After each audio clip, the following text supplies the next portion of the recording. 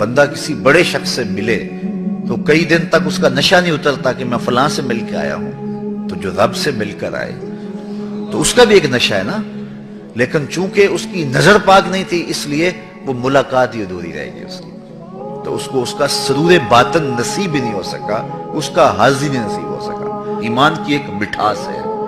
جیب میں پیسے ہونا تو اس کا اپنا ایک نشہ ہوتا ہے کہ میرے جیب میں 5 لاکھ روپیہ پڑا ہے۔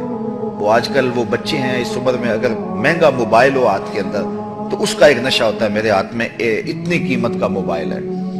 تو جیب میں پیسے ہوں تو اس کا ایک نشہ ہوتا ہے، ہاتھ میں قیمتی موبائل ہو تو اس کی ایک کیفیت ہوتی ہے، تو سینے میں ایمان ہو تو اس کا ایک نشہ نہیں ہوگا، اس کی ایک کیفیت، اس کی ایک مہک، اس کی ایک خوشبو مشام ہستی کو معطر کرتی رہے گی اور اس کو ایک احساس ہوگا کہ مجھے اتنی بڑی دولت دی گئی۔ لیکن وہ کیوں نصیب نہیں ہوتی؟ اس لیے کہ یہ 3 چیزیں نصیب نہیں ہوں گی۔ تو جب اللہ اس کے رسول کو ہر شے سے زیادہ محبوب نہیں جانیں گے، جو اپنے لیے پسند کرتے ہیں وہ اپنے مومن بھائی کے لیے پسند نہیں کریں گے، اور تیسرا کفر کی طرف پلٹنا اتنا مشکل ہوگا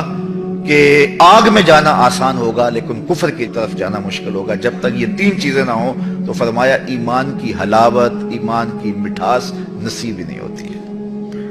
اور یہاں ایمان تو اتنے سستے ہو گئے ہیں کہ ایک اندازے کے مطابق پاکستان میں سال میں 10,000 لوگ بیرون ملک جانے کے لالچ میں اپنے آپ کو مرزائی لکھ دیتے ہیں۔ اتنا سوکھا اور اتنا سستا ایمان ہو گیا ہے، اتنی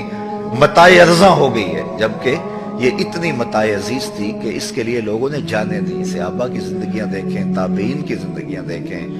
ان کی انگلیاں کاٹ دی، پور پور کاٹا گیا، اور ہر بار کہا گیا کہ انکار کرو، انہوں نے کہا کٹ جائیں گے، انکار نہیں کریں گے محمد عربی صلی اللہ علیہ وسلم کا۔ اور چند ٹگوں کے لیے، اچھا کھاتا پیتا شخص ہوتا ہے لیکن مزید دولت کی فراوانی کے لیے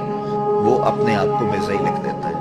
اور کتنے لوگ ہیں اس متاع عزیز کو جو ہے وہ سستا کیے ہوئے ہیں۔ جب تک آزمایا نہ گیا ہو نا تو اس وقت پتہ نہیں چلتا کہ بندہ کہاں کھڑا ہے۔ جہاں میں تو کسی دیوار سے نہ ٹکرایا، کسے خبر کہ تو سنگے خارا ہے یا کہ زجاج۔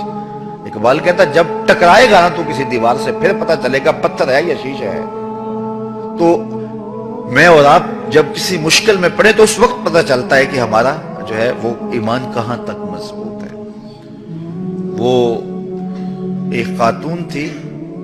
جس کا ذکر اقبال نے کیا ہے، تو اس کو انہوں نے اٹھا کر کے ایک اندھے کنویں کے کنارے کھڑا کیا اور کھڑا کر کے اس کے سامنے سانپوں اور بچھوؤں کے ٹوکرے اس کنویں کے اندر پھینکے، اور پھینک کر کے کہا کہ اب تجھے بھی اس میں پھینکنا ہے، یہ اندھا اور ویران کنواں ہے، اس کے اندر بہت سارے بچھو اور سانپ پہلے ہی موجود تھے، لیکن ہم نے تیرے سامنے اس لیے پھینکے ہیں کہ تمہیں یقین ہو جائے کہ اس کے اندر کتنے سانپ گئے ہیں تیرے سامنے اور کتنے بچھو ڈالے گئے ہیں۔ اب یا اپنے مذہب سے، اپنے دین سے منحرف ہو جا ورنہ دھکا دے دیں گے تجھے اس کے اندر۔ تو اس نے کہا مجھے 1 رات سوچنے کے لیے دے دو، تو اس کو 1 رات سوچنے کے لیے دی گئی، اور صبح جب اس کو اٹھا کے دوبارہ اس کنویں کے کنارے پہ لایا گیا تو اس کو کہا بتا، اس نے کہا پھینک دو۔ اس نے کہا تو رات سوچا نہیں تھا؟ کہا میں سوچنے کے لیے رات اس لیے نہیں مانگی تھی، میں نے رات اس لیے مانگی تھی کہ میں جو ہے وہ اپنے اندر کو مضبوط کر لوں کہ جب میں اس کے اندر جاؤں گی تو سانپ میرے بدن سے چمٹ جائیں گے، بچھو میری بوٹیاں نوچیں گے اور سانپ مجھے چاروں طرف سے گھیر لیں گے، تو کہیں ایسا نہیں ہو کہ میں اندر جا کے کہیں منحرف ہو جاؤں، تو میں اپنے آپ کو مضبوط کرتی رہوں کہ جس نظریے پہ میں ہوں وہاں جا کے جو ہے میں اس نظریے پہ قائم رہتی ہوں یا نہیں قائم رہتی ہوں۔ تو میں اور آپ ذرا تصور میں اپنے آپ کو کسی ایسے اندھے کنویں کے کنارے پہ کھڑا کریں جس میں سانپ پھینکے گئے ہیں، اور پھر ہمیں کہا جائے تو ہم کس جگہ پہ کھڑے ہیں۔ اگر ہم سب کچھ گوارا کریں گے اور ایمان سے منحرف نہیں ہو سکتے پھر مبارک ہو، اور اگر کمزوری محسوس کرتے ہیں تو پھر ضرور